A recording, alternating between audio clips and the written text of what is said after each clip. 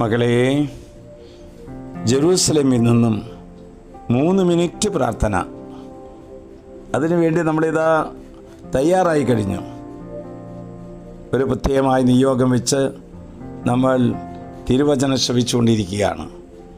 ദൈവം നമ്മളെ ഒരിക്കലും കൈവിടുകയില്ല. നമ്മളെ അസ്വസ്ഥരാകുകയും വേണ്ട. ജീവിതത്തിൽ ചിലപ്പോഴൊക്കെ താളം തെറ്റിയെന്ന് വന്നേക്കാം. അപ്രതീക്ഷിതമായ സംഭവങ്ങൾ ഉണ്ടായി എന്ന് വന്നേക്കാം. എന്നാൽ അപ്രകാരമുള്ള സാഹചര്യങ്ങൾ വരുമ്പോൾ ദൈവം എന്താണ് നമ്മോട് സംസാരിക്കുന്നത് എന്ന് തിരുവചനത്തിലൂടെ നമുക്ക് കേൾക്കാം. 1 പീറ്റർ 3-ാം അധ്യായം 15-ാം വാക്യം, 14-15 വാക്യങ്ങൾ. അവരുടെ ഭീഷണി നിങ്ങൾ ഭയപ്പെടേണ്ട, നിങ്ങൾ അസ്വസ്ഥരാകുകയും വേണ്ട. ക്രിസ്തുവിനെ കർത്താവായി നിങ്ങളുടെ ഹൃദയത്തിൽ പൂജിക്കുവിൻ. എൻ്റെ മകളെ, എന്തിന്, എന്തുകൊണ്ട് എന്നൊന്നും ദൈവത്തോട് നമ്മൾ ചോദിക്കേണ്ട.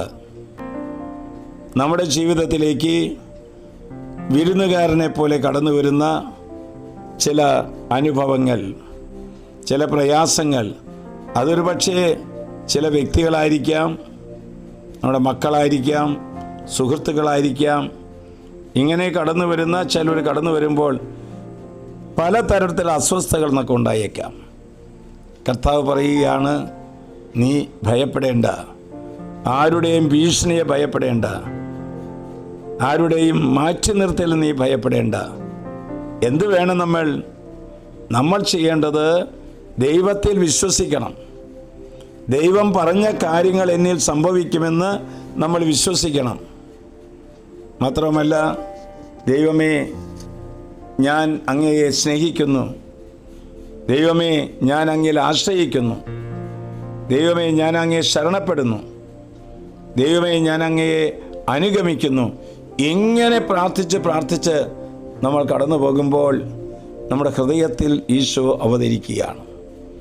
അതുകൊണ്ടാണ് പത്രോസ്യ പറഞ്ഞത്, യേശുവിനെ കർത്താവായി ഹൃദയത്തിൽ പൂജിക്കുവിൻ.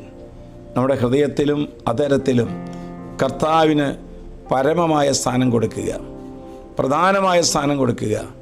അവിടുന്ന് നമ്മുടെ കാര്യങ്ങൾ അവിടുന്ന് ഏറ്റെടുക്കും.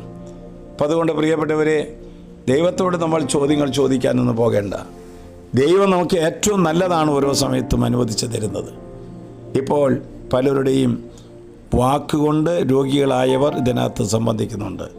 ക്യാൻസർ രോഗം, ട്യൂമർ രോഗം, അൾസർ രോഗങ്ങൾ, സോറിയാസിസിൻ്റെ അസുഖങ്ങൾ, പല വിധത്തിൽ മറ്റുള്ളവരാൽ ആക്രമിക്കപ്പെട്ട് രോഗികളായിത്തീരുന്നവർ. കർത്താവ് പറയുകയാണ്, നീ അവരുടെ ഭീഷണി ഭയപ്പെടേണ്ട, നീ അസ്വസ്ഥനാകുകയും വേണ്ട. നീ എന്താണ് ചെയ്യേണ്ടത്? കർത്താവിനെ ഹൃദയത്തിൽ പൂജിക്കുക. അവിടുന്ന് നിൻ്റെ കാര്യം നോക്കിക്കൊള്ളും. ആശ്വാസപ്രദമായ രാത്രി, പ്രതീക്ഷാ നിർഭരമായ പ്രഭാതം, സൽപ്രവർത്തികൾ നിറഞ്ഞ ദിവസം നൽകി അവിടുന്ന് നമ്മെ അനുഗ്രഹിക്കട്ടെ. എല്ലാ വിധത്തിലുള്ള ഐശ്വര്യങ്ങൾ കൊണ്ട് നിൻ്റെ ജീവിതത്തെ സമ്പന്നമാക്കട്ടെ. ആറ്റുതീരത്ത് നട്ട വൃക്ഷം പോലെയായി മാറട്ടെ. നമ്മുടെ കർത്താവ് ഈശോ മിശിഹായുടെ കൃപയും പിതാവായ ദൈവത്തിൻ്റെ സ്നേഹവും പരിശുദ്ധാത്മാവിൻ്റെ സഹവാസവും നാം എല്ലാവരോടും ഈ കൂട്ടായ്മയോടും കൂടി ഉണ്ടായിരിക്കട്ടെ, ഇപ്പോഴും എപ്പോഴും എന്നേക്കും. ആമേൻ.